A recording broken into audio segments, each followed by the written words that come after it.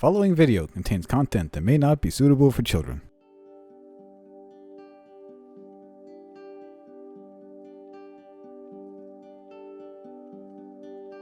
The quest to save humanity on the planet Enoch is finally here. And if you're like me, which you're probably not, you hear Enoch and think of everyone's favorite Chronicom from Marvel's Agents of S.H.I.E.L.D. But the planet Enoch is far different from him. He loves peace, prosperity, and wants to save his friends. The planet Enoch has no friends, and wants to save no one.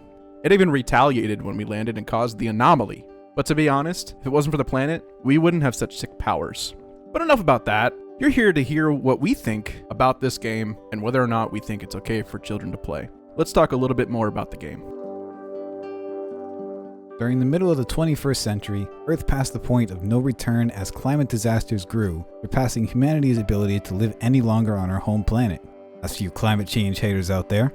A massive colony ship holding over 500,000 colonists goes on an expedition to find a planet sustainable for human life. And after 83 years, the ship successfully reaches the planet Enoch.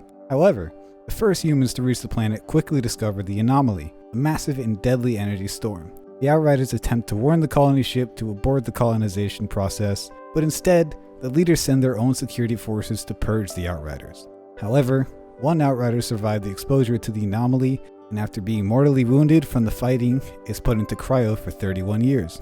Now this is where the game truly begins, and where you learn that the colonization failed. The anomaly which gave you the powers also trapped the colonists on the planet, cutting any communication with the colony ship off. The planet is full of monsters and enemy colonists that split away from the main group after the anomaly, all of which are fun to watch as their bodies turn to mush. To me, this game is a mixture of a lot of games, but it does everything right. It takes the good parts of those games and makes it their own while also incorporating some of the things they have used in their own previous titles. More specifically, Gears of War. It feels a lot like Mass Effect, Gears, Dark Souls, Borderlands, Destiny, and the list goes on. One thing I liked the most about this game is the world tier system, which you level up as you play.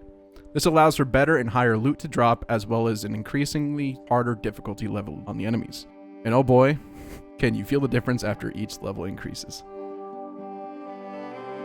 When you awaken from cryo, you were given the choice of which class you would like to choose, each unique in their own way. Classes include the following. First up is Devastator, the close-range character, considered the tank class, and he's built to stand the ground. Then we have the Pyromancer, more of a medium-range character, part of the Conjurer class. Its main ability is fire. Would have guessed that? Then we have the Technomancer, a long-range character who's built to support others where help is needed and use gadgets as their main ability. Finally, we have the Trickster. Trickster is a close-range character, really good at hitting and running from enemies, like a wuss. Then he uses space-time as a power. Now, how cool does that sound? Lastly, I want to talk about customization. There's a lot of it in this game. Each character has skill trees that they can customize to complement how they want to play, which means not everyone's build will be the same as others. Like our friend Kevin, his is broken. Maybe some would like more health and shield, while others would like more ability-based skills. The possibilities are almost endless. On top of customizing your character, there's a ton of weapon and armor customization you can work with. You can add mods on weapons that cause different elemental damage. You can add mods on your armor that increases your powers to do things like decrease cooldowns, do more damage, and so much more. This game really makes you have to think hard about how you want to do things in order to get the most out of everything. I know, that was a lot of information and a lot to take in, but we felt like it was necessary. I remember my mom used to go to GameStop with me as a child and would ask the people all the time, just, is this game okay for my kid to play or what's in it, or ask about the story. So we hope giving you a brief synopsis of the game would help as well before you make the final decision. But here's our verdict and final thoughts. The game is rated M for mature, and the reasons are as follows: blood and gore, intense violence, strong language, and suggestive themes. Now, if the rating isn't enough, we can tell you from playing this game that it really isn't something that kids should be playing. There have been times where Andrew will just punch someone and their dismembered head and torso will fly into the sky like Team Rocket blasting off again. Also, with the abilities of my main character, enemies' skin is ripped from their bodies and you see their whole skeletal system and then poof, a large explosion of blood.